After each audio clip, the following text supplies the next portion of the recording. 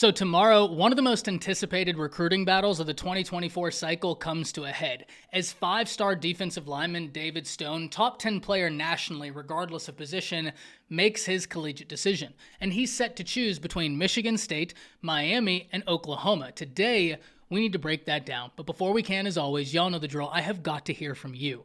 Hop down to the comments, give me a Y for yes or an N for no. And considering OU has been in on David Stone for as long as many can remember, do you believe the Sooners get a massive win for the very talented five-star defensive lineman? Let me know what you're thinking. If you're new to the channel, be sure to subscribe. Hit that bell notification as I do constant college football content and you don't want to miss any of it. And if you enjoyed the content, be sure to like and comment down below. Those interactions seem small, they are massive. But having said all that, let's jump right into this. And some of you may have just came from the Through the Haze live stream, a live stream we do every Monday, Wednesday, and Friday, where we just talked about this exact topic. However, we've talked so much about David Stone over the course of the past year, I only felt it was right that we did a dedicated video breaking down this recruitment and why I find it so interesting. So first and foremost, who is David Stone? Well, as I alluded to in the intro, he is one of the most gifted, coveted players in the class of 2024. He comes in as the number 6 player in the nation per the 24/7 Sports Composite, the number 2 defensive lineman,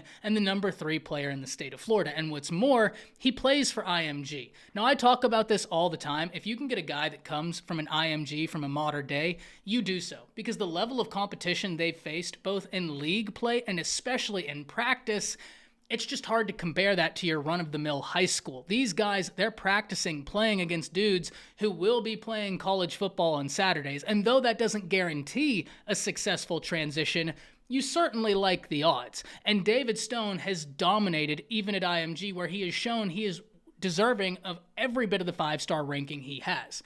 So let's turn our attention to the 3 programs that are really involved in this battle. We have Michigan State, we have Miami, and we have the Oklahoma Sooners, and we're going to start with Michigan State, because David Stone and Michigan State have a long-standing relationship, and in fact, David Stone has said in the past that Michigan State was his favorite visit, and it was a place he almost committed to. Whenever we're talking about Michigan State, the one thing I question is, how will the loss of Coach Marco Coleman affect this recruiting battle? Coach Coleman was a guy that did a phenomenal job for the Spartans in garnering the attention of talented defensive linemen. He got Adeleye in the transfer portal, who was a coveted defensive lineman just a few cycles before, and he had done a great job making David Stone feel wanted. However, Coach Coleman is no longer there. Coach Coleman is now with Georgia Tech, and yes, Michigan State did a great job in finding his replacement, Coach Reynolds, who comes from Stanford, an individual who's been a long-time college football coach, has coached in the NFL, which we always talk about. That's a compelling pitch.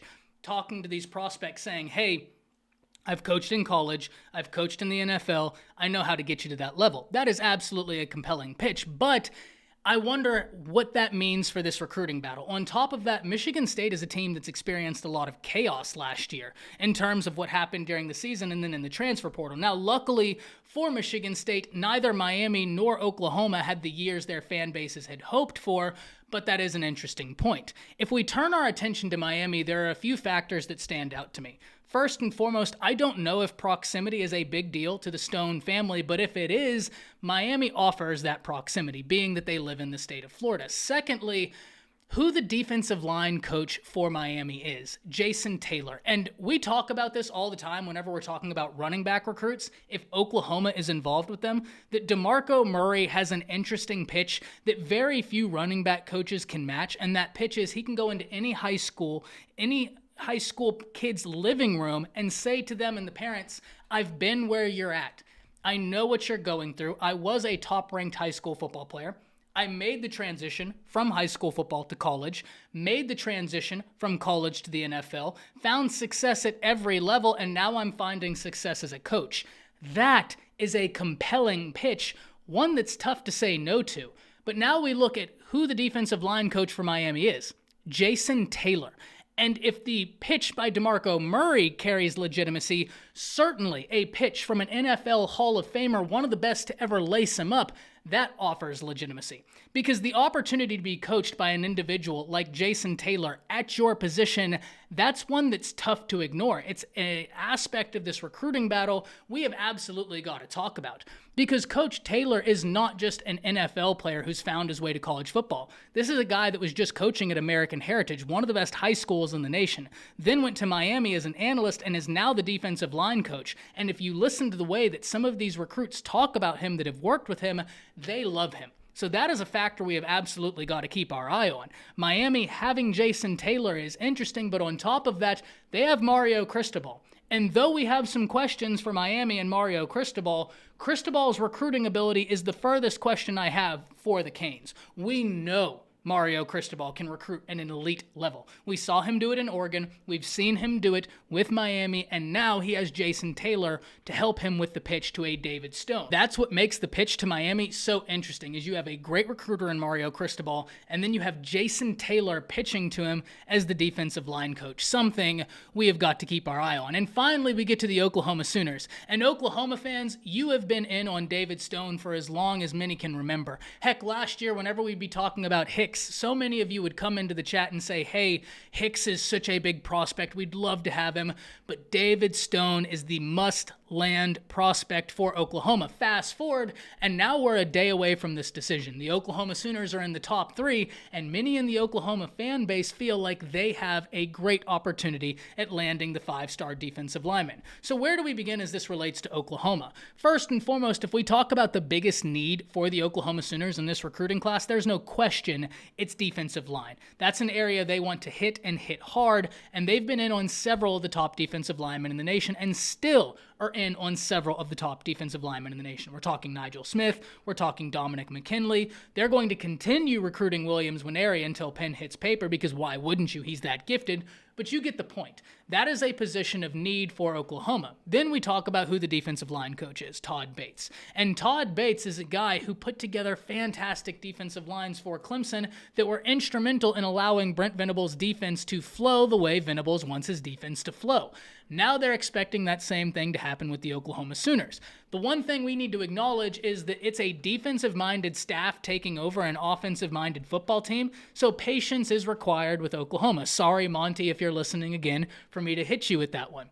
But it's the mindset, right? Brent Venables is totally changing the guard at the Oklahoma Sooners, and it's going to take some time. But the quickest way to accelerate that changing of the guard, getting blue chip guys in the trenches, and what better way to do that than with David Stone, a prospect who might genuinely be a must-land prospect for the Oklahoma Sooners. And Todd Bates has been able to successfully recruit defensive linemen before, and Oklahoma is hoping this is his 5-star that really ignites an avalanche of commitments along the defensive line. So we know Oklahoma has Todd Bates. We know his history both as a defensive line coach, a recruiter, and a developer, all of which are very impressive, all of which gets him into any living room in the nation. But even outside the connection he holds with Todd Bates, we also need to understand that he has a long relationship with the Oklahoma Sooners, being that he was from Oklahoma, and Oklahoma has made him a priority for several years, which is why I say he might be a must-land prospect for the Sooners. Look, if I had to guess right now, I would think Oklahoma is in the driver's seat, being that they have made him a priority